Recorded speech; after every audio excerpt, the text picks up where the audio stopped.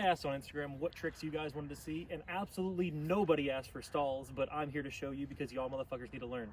So, what I did to learn stalls, I learned on a Grom for one. I think that's like a given. If you're trying to learn stalls on a big bike, you're nuts.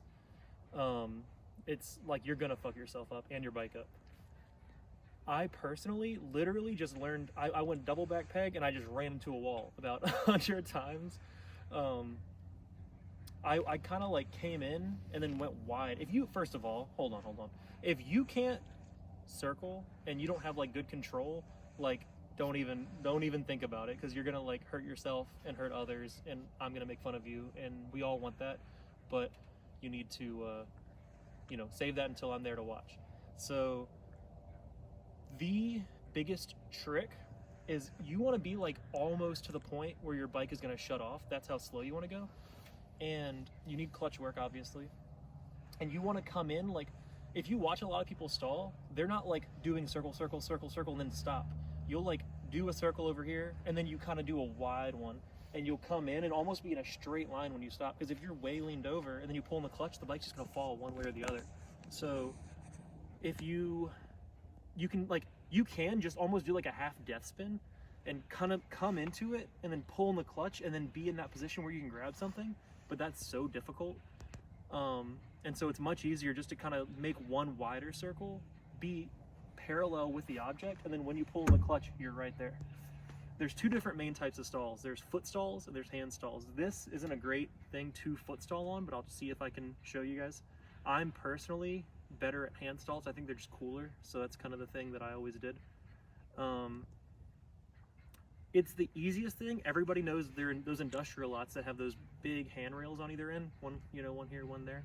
If you can go to those, that's about waist to shoulder level, that's the easiest thing to learn on. Just please be careful, because if you fuck up, you will like get your arm caught in those, and then you have a bad day. So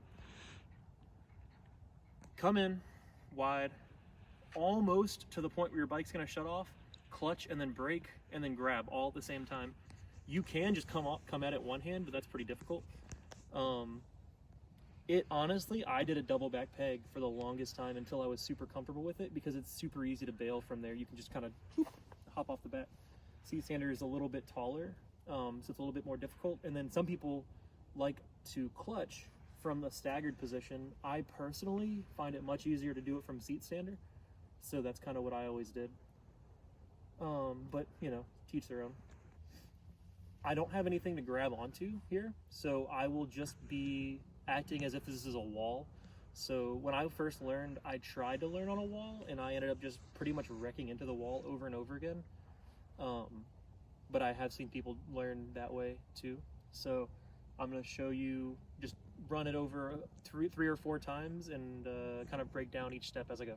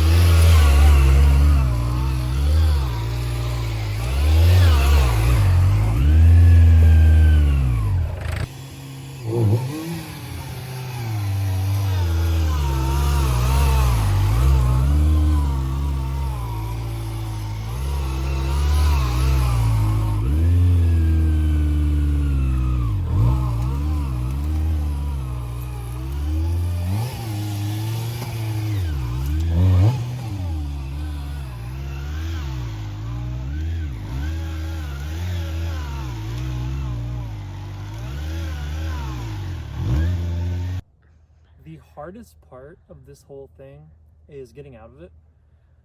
once it's pretty self-explanatory. Like once you come into it, you're just clutch and you're grabbing it. You want to be further back. That is one thing I didn't mention. The further back you are, the better.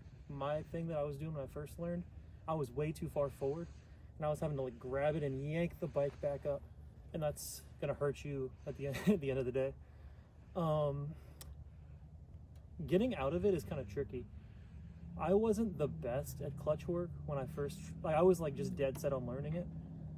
I wish I had gone back and was really good at like, if I could death spin, or if I could like just be really confident in clutch brake over and over and over again and coming out of it, I think it would have made my life 10 times easier. But maybe that is helpful to you and you won't make the same mistakes I did. Really, when you come out of it, it's not a lot of gas. Like no matter what bike it is, anywhere from a Grom to a fucking ZX10, when you come out of it, you should just pretty much already be at balance point, and you just let off. Like you can literally let off and not even touch the gas and just straight line out of it. One thing that I did a lot is I would like be the throttle, the RPM would be so high, like when I would come out of it and I'd be so far back, it would just come straight to the 12 bar. It's kind of the opposite of when you go into it, you want it to be tall. When you want out of it, you want it to be low. Like when you're letting out the clutch, even just with the idle up, like the bike is going to kind of come back a little bit. So my biggest tip for getting out of it would be start low and then move up from there, rather than the opposite. You know what I mean? When you come into it, start as far back as you can and then work your way forward, and then, you know, opposite. For foot stalls, you can kind of just like kick the wall when you come into it. Like you could just do a circle and then kick the wall, and then do a circle and kick the wall. And then when you can clutch bump, you can kind of like clutch bump next to the wall and then try to kick it real quick and then come back.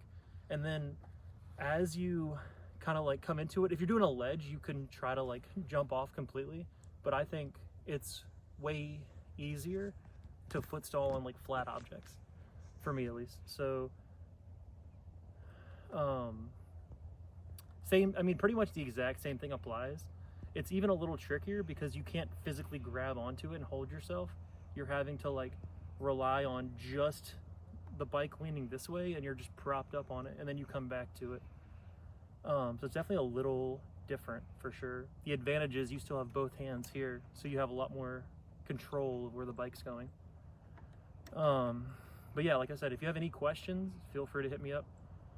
I have nothing to do all day but answer your questions. So ask me questions, please. What's your favorite color? Clear. All right.